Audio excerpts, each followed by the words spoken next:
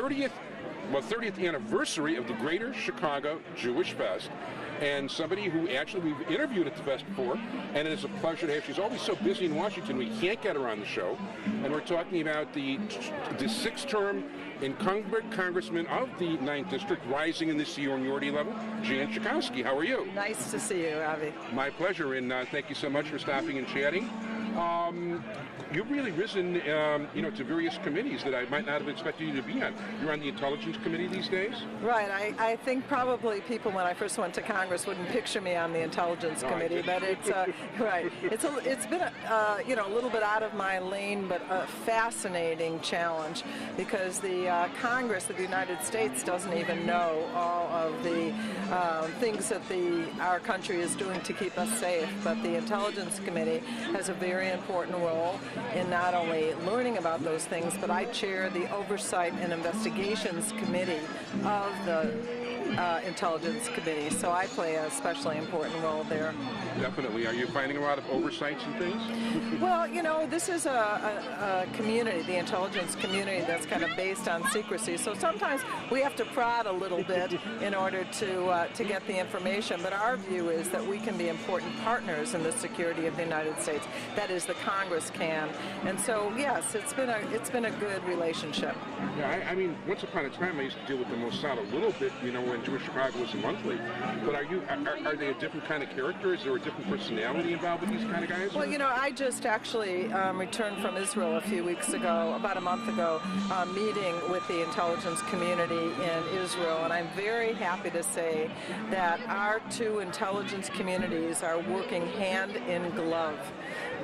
Sometimes it seems like there's a tension between the United States and Israel, but certainly when it comes to our intelligence gathering and our intelligence work, there's no space between us. Oh, that sounds good. One of the things just came to mind. Are you involved at all with the whole thing with Jonathan Pollard at all? Are you familiar with it? Yeah, I'm certainly familiar with Jonathan Pollard. I haven't really checked into that situation lately. He's certainly been in jail a very long time. And I know there are a lot of people who feel that this is a situation with two allies and that enough is enough. But I haven't heard much even from my constituents of late. Now let's talk about your record with Israel. You've got a pretty good voting record overall. There's no question about it. And you even signed the letter, which actually a lot of the Democratic leadership didn't. Am I mistaken? We checked the other day, and when it comes to AIPAC, which is the primary advocacy organization, although there's a new organization, J Street, which I work with both, which is a surprise to some. But I have 100% voting record and record of signing letters that AIPAC has sponsored, because the Jewish delegation does play a very important role in the Congress, and we feel ourselves responsible for looking out in a special way for the interests of Israel, our closest ally, our only real ally in the Middle East. I agree, the only real ally in the Middle East. Or the only most reliable ally. I don't know why I'm telling you. You're in the Intelligence Committee, so right. you should know 3,000 times more than what I know about the subject. Are there particular subjects? What is it you'd like to accomplish at this point? I mean, you've got seniority, and you've got seniority. You've been there a while. You've been able to accomplish some stuff. I know the more you go up the ladder, the more you're able to accomplish. What is it that you'd like to see? Well, I just came back from Louisiana last week, where our Energy and Commerce Committee held a hearing talking to the widows of two of the workers on the oil rig who died, a shrimper, a real estate person, just the business community that's really suffering from this horrific oil. It's a gusher, not just a spill. And I think that if this isn't a wake-up call, that we need to move off of oil. We just did this Iran Sanctions Act. Iran has provided oil to a good part of the rest of the world. What if the United States of America were the provider of alternative energy technologies that could really free the whole world from its dependence on oil, and dependence on oil from very unstable places that certainly certainly are unfriendly to the United States of America. And so that's what I think we ought to take this opportunity of this horrible crisis to do something about our energy future. We're putting an awful lot of money down our enemies, to our enemies' wallets. Yes, we are. What is your feeling about nuclear energy?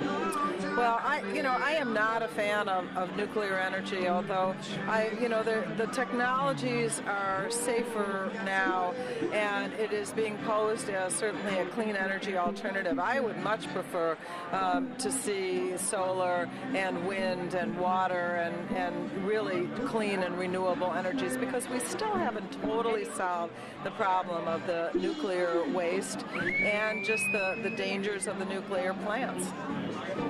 One thing I got to ask you, I'm sorry, but people are going to kill me if I don't at least ask you. Sure. You know what? And I pretty much know, well, I almost know the answer myself, but I have to ask you. You were together in the same stage with Helen Thomas before she made her comment. Yes, I was. Okay.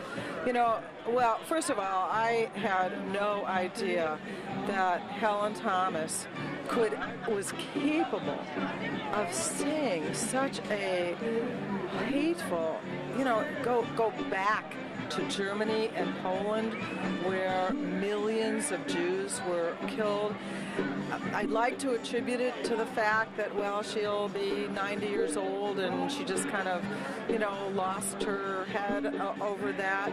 But, the sad thing is that this is a woman for, her lifelong career really lifted herself in journalism and women in journalism, and to end with this kind of statement just absolutely, totally shocked me. Anybody who was at that event, nothing ever that would indicate that would come out of her mouth. She was funny and witty and congenial, and there was no sign of bigotry of any sort.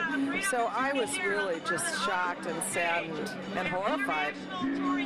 I have to admit that I can't say I had that much knowledge, of whatever knowledge I had. Kind of a woman who at the end of her career, had a proud and long career since Kennedy, dealing with all these presidents for 50 years. The dean of the press corps and always was given the last question. And sitting right in the front, a special seat in the front row. She embarrassed herself, certainly, and insulted so many people. People have been telling me lately that you do a lot of work with certain Jewish organizations within the area. Well, I'll tell you, whenever I'm invited to any Jewish organization to come out, be it Keshet, which is a big favorite of mine. I just met with the Orthodox Union in my district. I am a member of Beth Emet Synagogue, and occasionally I've done Devor Torahs there. So, it's who I am, and I try and show up. Now, how was you were at a town hall meeting at Torah? How did you find that? There were a lot of people who are concerned about Barack Obama and don't totally believe that he really has the best interest of Israel at heart.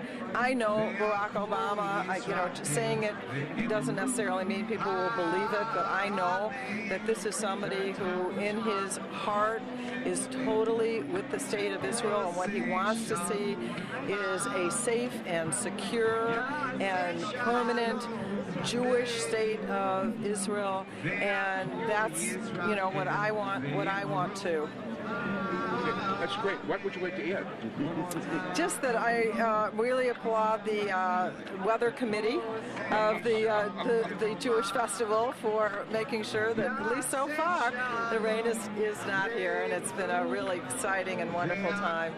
Thank God. I want to thank Alex Armour, who I dealt with this time, and I also want to thank Leslie, who, even though I didn't deal with directly this time, has always been helpful. Yes. And I've tried to get you on the show, and you're more than welcome to come back before the election again. Thank you. And thank you so much. It's always a pleasure to speak to you. It's good to talk to you. Thank you.